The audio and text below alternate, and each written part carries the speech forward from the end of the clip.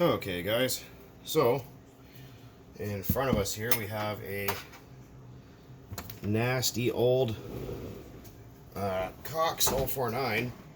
Now, some of you that have been sticking around for a while, hopefully my freaking coming up with like a new tripod design here because mine fell apart, so I'm using alligator clips and a soldering iron stand thing and a pair of vice grips to make it all work. Anyways, so back on track here. What was I saying again? Oh yeah. So some of you guys that have been around for a while probably remember the green bomber, which was that green airplane that I had. Oh, what the hell was it again? I can't remember what kind of plane it was, but anyways, it was that green Cox airplane, and that I built, and I had a video about it, and I went to fly it, control line fly it, and big gust of wind come up, and it freaking picked it up and slammed it into the ground. What a bummer that was. Hope you guys can see it, right? Maybe let's do that. There we go. That's probably better for you guys. Yeah. So anyways, this is the engine out of it, and it's all covered in dirt and varnish, and I didn't really do anything with it after because it was just quite depressing, frankly. So, let's see here. We can get this guy apart. And for those of you that are wondering, yes, you can buy the parts. There's a little tiny thin gasket there. Make sure you don't lose that, otherwise it won't run. You can still buy the parts of these things brand new on eBay. There's Cox International.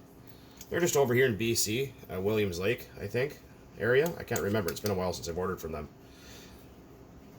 Ah! Oh, it's freaking really tight. Let's see if I can get that off. Yes, I'm going to pull this whole thing apart here. I'm just trying to... It's just hard to get a hold of the damn things. It's so tiny. There we go. Okay, yeah, so anyways, there's lots, and there's a cylinder. It's made of steel, or cast iron, either one. Lots of parts available on Williams Lake. If you go on eBay, like I was saying, and look up Cox International, there's, freaking stupid JSC screws. Tons and tons of parts. You can buy new pistons and cylinders and crankcases and airplane kits and all sorts of stuff. Now, people ask, well, what's the best fuel for a Cox 049? Can you use RC car fuel? No, well, you can, but it doesn't have high enough oil content in it. So what'll happen is you'll just wear the engine out really quick. Like if you were to go with 30% nitro, like a regular RC car fuel, and then add, well, I don't know, take a half a quart and maybe add 2 or 3 ounces of castor oil to it, because these things have to run for like 28% oil to live. So, which seems ridiculous, but it's just kind of the way it is, because these do not have any bearings, so they rely on the film strength of castor oil to keep them alive. All right. So we got. If we look here, I'm just trying to be careful not to lose these screws. But if you look in the back, there's a little tiny reed valve in there. See that? Oops. Oh, shit. There's a little tiny reed valve, just like a 2-stroke dirt bike has. You can see it there, that little piece of metal in there. So there's that. So how these work is when the piston comes up, when it pops up, it creates a crankcase vacuum. So it'll suck the air through that little screen right there, and it picks up the fuel with it. So it's like a Venturi effect, right? And they just keep going and going and going and going. Yeah, that's and you can change the reeds out for different kinds of reeds and whatever else. Yuck. Let's have a look at that little, make sure the gasket's still there. Let's have a look at that little piston there for a minute. That's a little piston, eh? There's the size of my hand,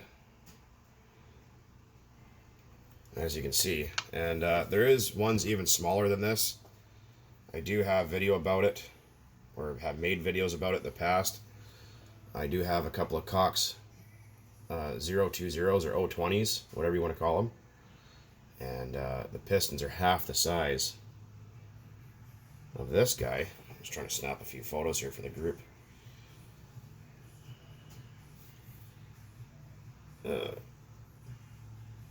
There we go. Anyway, So there was the Cox 049, there was a Cox 020, and there was a Cox 010, which is even smaller than that. I think the piston in a Cox 010 is smaller than the tip of that screwdriver. Like, I mean, the round part. It's pretty ridiculous. So we're just going to clean this up with some brake parts cleaner. And these are an interesting motor, that's for sure. I mean, they've been around for freaking ever, but they don't have, there's no wrist pin. You see that? They don't have a wrist pin there. It's like a ball joint. So if you look at the end of the connecting rod, it has a ball on it, and the piston has a socket, so they're connected together. And oftentimes, these will get loose in here.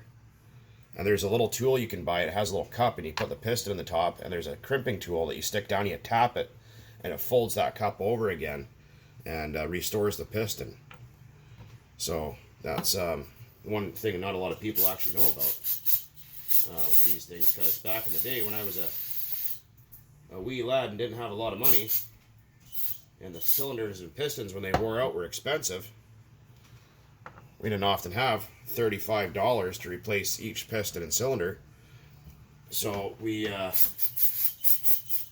would save up our pennies, buy the pinch tool, and rebuild them. Re-pinch the piston cups, and replace the head gasket and all that other fun stuff, and make them run again. Yeah, so there's the crankcase. And like I said, these do not have bearings in them at all. They are plain bearing. So that's why you need the high oil content fuel. These things are famous. They're supposed to be like a spring on there. You wind them backwards and you let them go. And they go like freaking, what, 27,000 RPM or something dumb like that. A lot of people think that you can't use high nitro on these. In fact, the original Cox fuel, I believe, was almost 50% nitro. Or 40% or something like that. It was pretty high to make these things run properly. I'm just going to give that another little shot of brake clean here. Get any junk out of there. There, much better. Right, let's get on with the assembly process here. There is no direction on these connecting rods or anything to put in. Like, it's not like the RC car engines where it has to be put this way, otherwise it'll blow up and blah blah blah. So it's different. It's not really too crucial. So we just got some Klotz castor oil in here. Just gonna put a couple dots in the crankcase. And put some in there. So on the end of the connecting rod. And like I said, the castor oil is very important for these things to live. Some people have luck with just regular airplane fuel, like 18 or 20% oil, and you can do that. But make sure it has castor oil in it, like I was mentioning. Being stubborn. There we go. A little bit more oil in there. It's Cox 049. I love oil. Don't be afraid.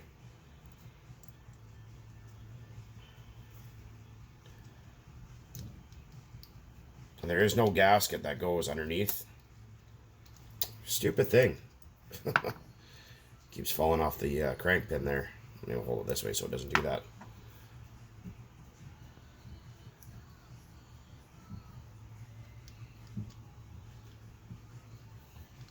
You gotta be careful to get these things bang on, because the threads in the case are so fine that you could strip them out real easy. And then you're totally boned. Here it is. Turns over nice and free now. Before it would barely turn. What do we got to do next here? We can tighten that down. Oops. And you can buy these specialty wrenches as well on eBay for, I think $6. Now, there is a couple different glow heads. You can buy the standard one, which is this one.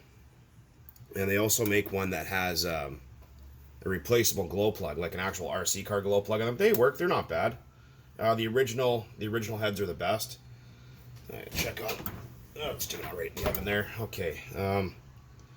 Yeah, the original heads are the best. They also do make a diesel head for these, and I have bought one before, and it didn't work. Like, it didn't matter what fuel mixture I tried. it just would not run. And if it did run, it didn't run long enough or good enough to do anything with. Like, it would kind of sputter and pop and fart and kick back, and that's all it would really do.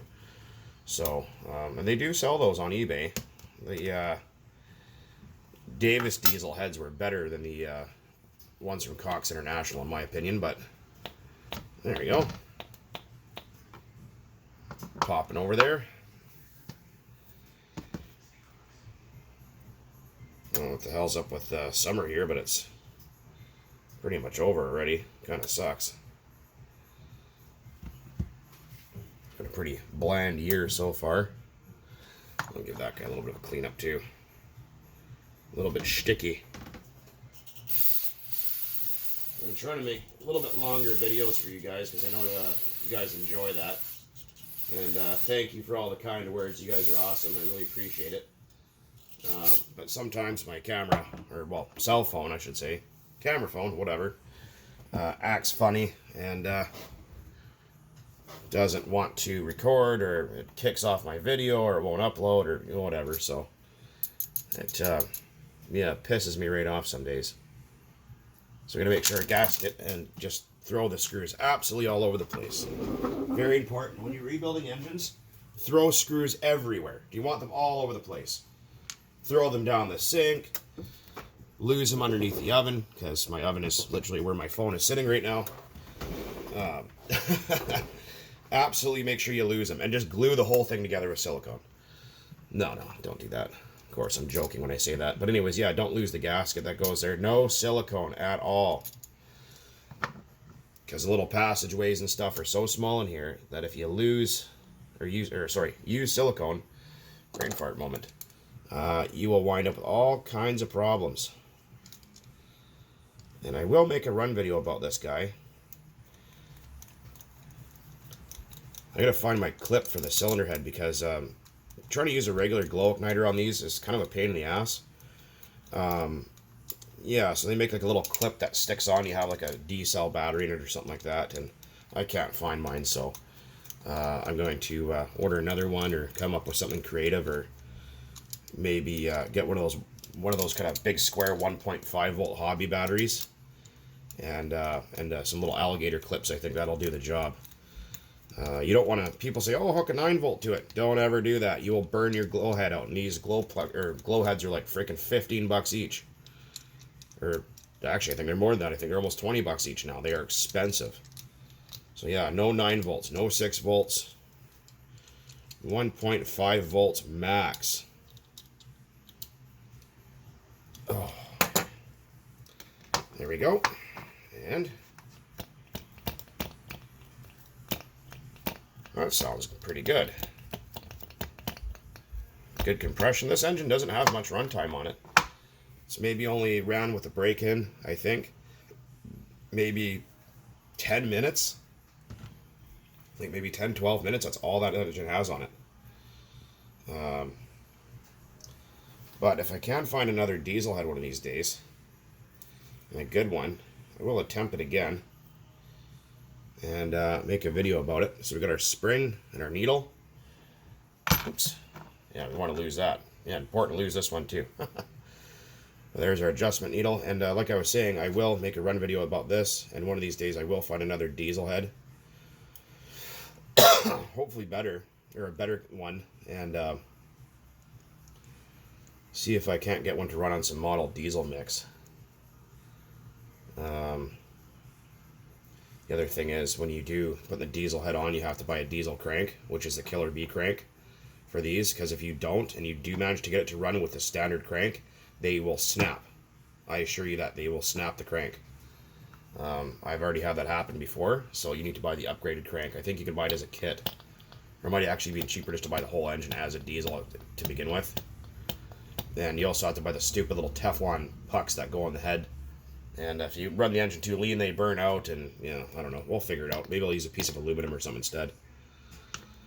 But for these, usually to start, or to get them to start, the needle here, usually I turn that out 1, 2.5.